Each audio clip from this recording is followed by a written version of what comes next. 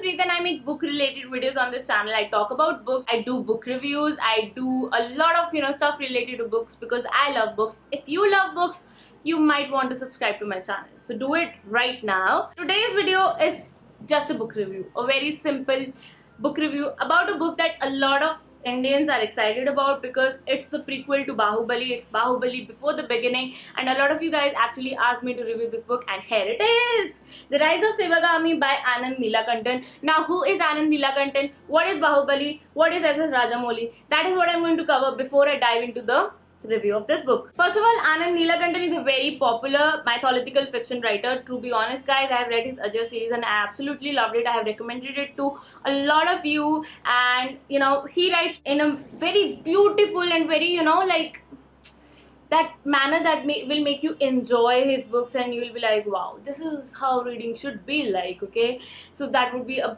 beautiful expression this author has. And then S.S. Rajamouli is the director of Bahubali, who actually created this whole Bahubali story, and Bahubali is a blockbuster movie and it became the biggest hit, and it's so great, and the internet, the whole world, the whole India, I would mean, that went crazy about this movie. And now the second part is also coming up very soon, but this book is before Bahubali happened. Now, if you're not familiar with Bahubali, I feel like you would still be able to read this book. If you have not watched Bahubali movie, you will still be able to read and enjoy this book because it's not connected directly with that. There is no mention of Bahubali.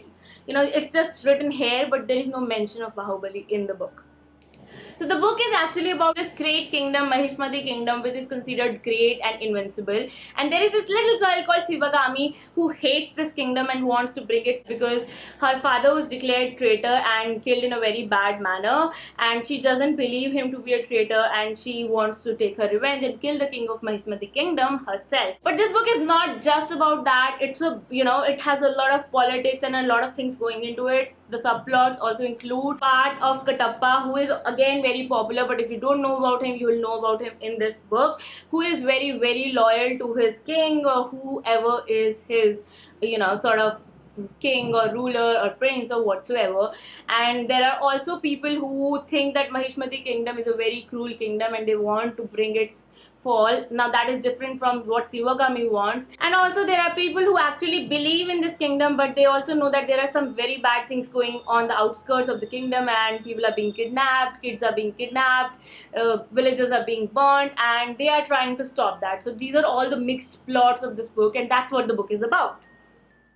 The plot. Now the plot, I told you, it has a lot of subplots, and to be honest, by the end of this book I was not very happy with the plot. It's not like that I didn't enjoy reading this book, I didn't enjoy the entire plot, but there was a lot of loose ends.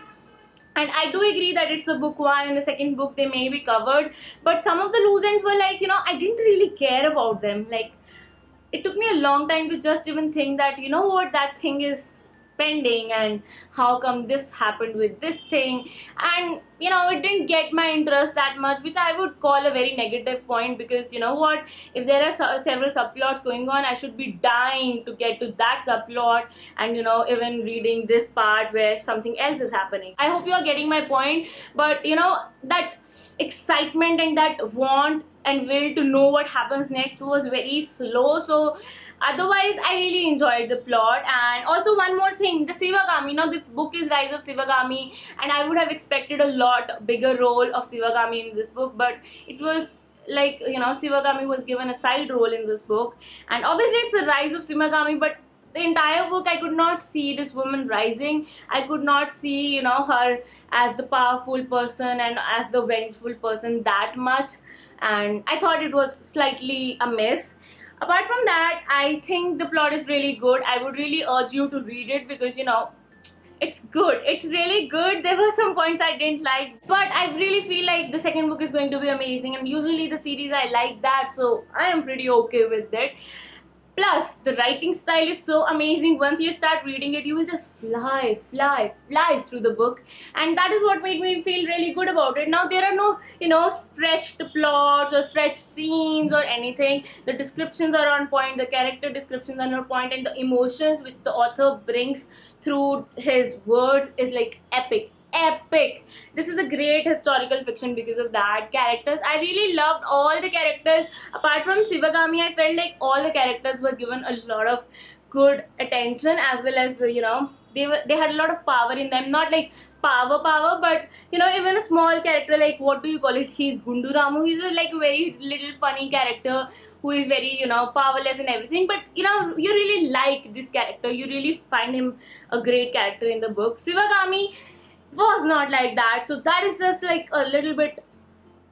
I was like, okay, Shivagami, yeah. But rest of it is really, really, really good. Every single character, from the small guards to the prince, to the king, to the queen, to all those tribal people living out there, I really loved this book because of that. So my overall ratings to this book is 3.5 out of 5 stars. I would definitely like all of you to read this book. It has a very beautiful writing, a good plot, and the characters are really good, and you would really love this historical fiction. And to be honest, guys, in India, such great books are not that common. So you do need to get over those whatever books you are reading and read some good books like these. So yes, that's what I think about The Rise of Shivagami by Anand Neelakantan. Yes, I think I was very late to review this book, and I do think that a lot of you have already read it. So do let me know what you think about this book. If your views about this book are same, if you really think that the plot thing did have some issues, or if you just absolutely love this book and you want to hate me for saying this point,